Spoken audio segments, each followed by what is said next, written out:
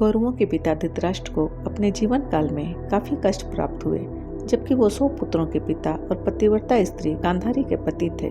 आखिर उन्होंने कौन सा पाप किया जिसकी सजा उन्हें मिली?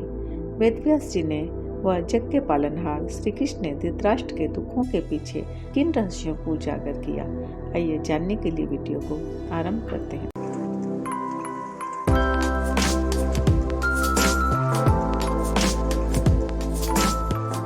महाभारत युद्ध के पश्चात एक बार धृतराष्ट्र ने वेदव्यास जी से पूछा, भगवान ये कैसी विडंबना है कि मेरे 100 के 100 पुत्र युद्ध भूमि में मारे गए, परंतु जिसे मृत्यु को प्राप्त हो जाना चाहिए था वो मैं अंधा बूढ़ा बाप जिंदा हूँ और 100 पुत्र की एक साथ मृत्यु पर आंसू बहा रहा हूँ। मैंने इस जन्म में इतने पाप तो नहीं किए, और हाँ, पूर्व जन्म में भी कुछ तो पुण्य किए ही होंगे जिसके कारण मैं इस जन्म में राजा बना हूँ।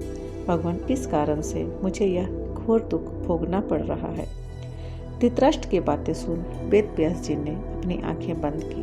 वह अपने योग साधना व दिव्यता के आधार पर धृतराष्ट्र के पूर्व जन्म को जाना। वेदव्यास जी ने धृतराष्ट्र के पूर्व जन्म को जानकर कहा, तुम पिछले जन्म में राजा थे और शिकार करने जंगल में गए थे।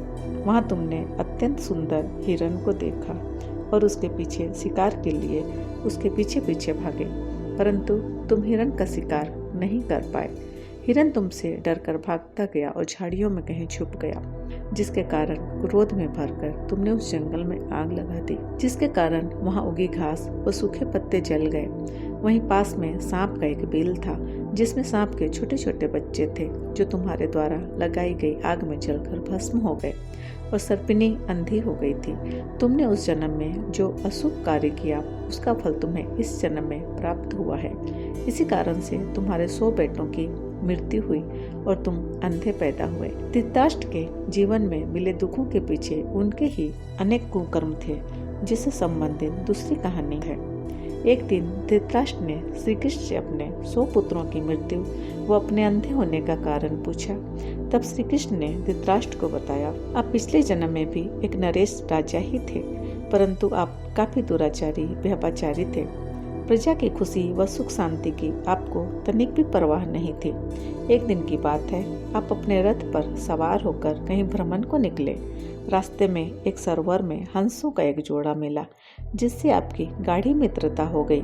एक दिन हंस ने आपसे कहा कि मित्र, मैं हंसनी के साथ परदेश जा रहा हूँ। तुम मेरे छोटे छोटे 100 बच्चों को अपने पास शरण दो, और किसी पर मैं विश्वास नहीं कर सकता। इन बच्चों की जिम्मेदारी किसी को नहीं सौंप सकता। तुम मेरे प्रिय, मेरे घनिष्ठ मित्र हो, इस कारण तुम्हें यह जिम्मेदारी सौंपकर प्रस्थान करना चाहता हूँ। यूं ही दिन गुजरते गए। तुमने हंस के 100 बच्चों की अच्छी तरह देख रेख की। कृष्ण बोले, एक बार ऐसा हुआ कि तुम कुष्ठ रोग से ग्रसित हो गए। तुम्हारे इलाज के लिए बहुत सारे वेद हकीम आए, परंतु तुम स्वस्थ नहीं हुए। तब एक जाने माने हुए वेद पहुँचे। उन्होंने तुमसे कहा, महाराज, इसकी एक ऐसी औषधि मुझे ज्ञात है जिससे आप 100% स्वस्थ हो जाएंगे, परंतु शायद आप उस औषधि का इंतजाम ना कर पाए। तब आपने वैद्य जी से कहा, आप औषधि बताएं, व्यवस्था मैं कर लूंगा। वैद्य जी ने आपसे 100 हंसों का मीट खाने को कहा। आपकी आंखें चमक उठी। आपने उसी दिन से हंस मित्र के एक एक कर 100 बच्चों का भक्षण कर लिया। आप निरोगी हो गए, स्वस्थ हो गए। आपकी काया पहले से भी अधिक कांतिमय हो गई। आप काफी प्रसन्न थे। काफी समय गुजर चुका था। हंस व हंसनी परदेश से वापस आ गए। आपके समक्ष पहुंचकर आपसे कुशलक्षेम पूछा। वह अपने 100 हंसों से मिलने की इच्छा जाहिर की। उनकी आंखों में अपने बच्चों के लिए अपार प्रेम वात्सल्य झलक रहा था। वो अपने बच्चों को देखने के लिए व्याकुल हो रहे थे। तब आपने हंस व हंसनी से स्पष्ट कहा कि आपने उनके बच्चों का भक्षण कर लिया है। सुनकर दोनों फूट फूट कर रो पड़े, पर आपको अपने मित्र हंस पर बिल्कुल भी दया नहीं आई। आप मुस्कुराते रहे। आपने रोती बिलखती हंसनी को उसी समय उसी स्थान पर हंस के समक्ष मार डाला और रोते हुए हंस की आंखें फोड़ दी। हंस ने तड़पते हुए रोते बिलखते अपनी जान दे दी। अपने अंतिम समय में हंस ने आपको श्राप दिया कि अगले जन्म में मैं आपके इस कुकृत्य का प्रतिशोध अवश्य लूंगा। श्री कृष्ण ने धृतराष्ट्र से कहा, उसी हंस के अभिश्राप से आप इस जन्म में अंधे हुए हैं, क्योंकि आपने पिछले जन्म में उसकी आंखें फोड़ी थी और आपने हंस के 100 संतानों का भक्षण किया था।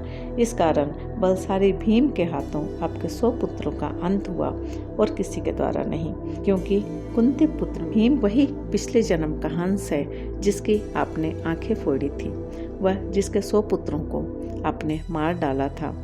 आपके पिछले जन्म के किए गए कृत्य की सजा इस जन्म में आपको प्राप्त हुई है। आज के लिए बस इतना ही।